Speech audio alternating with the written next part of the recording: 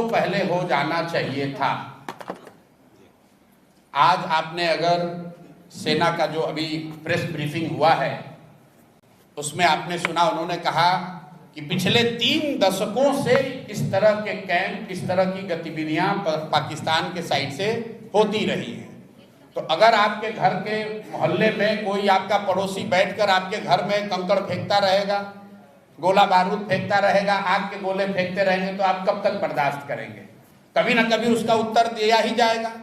और आज अगर ये उत्तर दिया जा रहा है तो पूरा देश उसके साथ खड़ा है। मेरा जनसुराज का अपना मानना है कि ये पहले होना चाहिए था, लेकिन अब जब हो रहा है तो इसको समुचित तौर पर किया जाए, इतनी ताकत से इसको खत्म किया जाए कि फिर से ये न पनपे। दूसरी बात, मीडिया को या जो दूसरे साथी हैं उनको थोड़ा धीरज दिखाना चाहिए। लड़ने का काम, देश की सुरक्षा का काम विशेषज्ञों को, सेना के वीरों के लिए छोड़ देना चाहिए।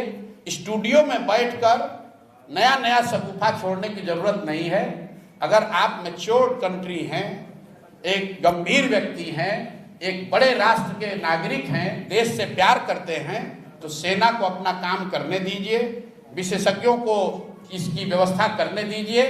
आप और हमसे आपसे अपेक्षा ये है कि हम लोग पूरी तरीके से अपने प्रार्थनाओं में, अपनी दुआओं में, अपनी भावनाओं में, अपने कार्यशैली में सेना के प्रति, और जो सेना के साथ जो साथी इसमें जुड़े हुए हैं, जो इस काम को कर रहे हैं, हम लोग उनके साथ खड़े रहें।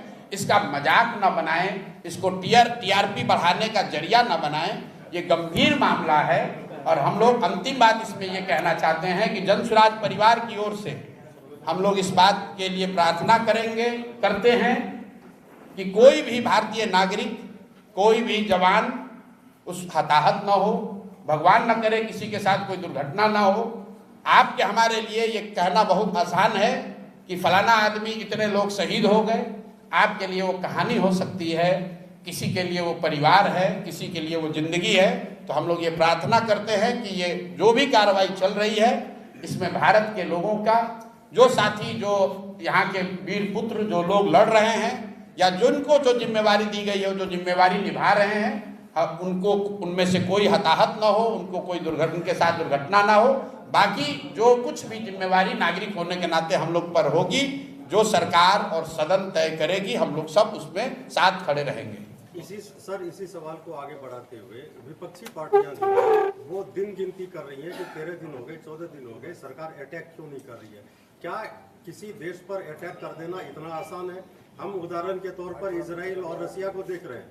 इजराइल, देखिए, मैं आपको मैंने पहले कहा कि ये समय नहीं है एक दूसरे पर छीटाकशी करने का। लड़ाई कोई पार्टी नहीं लड़ती है, न पक्ष वाली पार्टी लड़ रही है, न विपक्ष वाले लड़ रहे हैं। देश के बच्चे लड़ रहे हैं, इस देश के युवा लड़ रहे हैं। तो इस पर राजनीति नहीं कीजिए।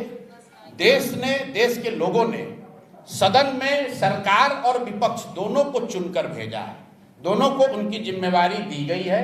लोकतंत्र में, संविधान में उनको साथ मिलकर जो देश की सेना कर रही है, जो विशेषज्ञ कर रहे हैं, उसके साथ हम लोग को खड़ा होना है।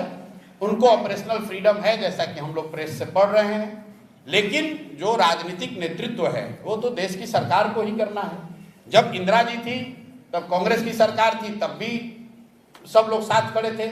आज भाजपा की सरकार है, तब भी साथ खड़े सब होंगे। और जब देश का मामला होगा, सरकार किसी की हो, लोग देश के साथ खड़े हैं, किसी नेता और दल के साथ नहीं खड़े हैं। इसलिए देश के साथ खड़े होइए, वो मोमेंट है। और मुझे कहने की जरूरत नहीं है, देश अपने आप, हर वो व्यक्ति जो इस मिट्टी से प्रेम करता है, इस देश से प्रेम करता है, वो अपने आप खड़ा होगा। उसको किसी नेता के सलाह की जरूरत नहीं है। सर, आम जनता तो साथ में है।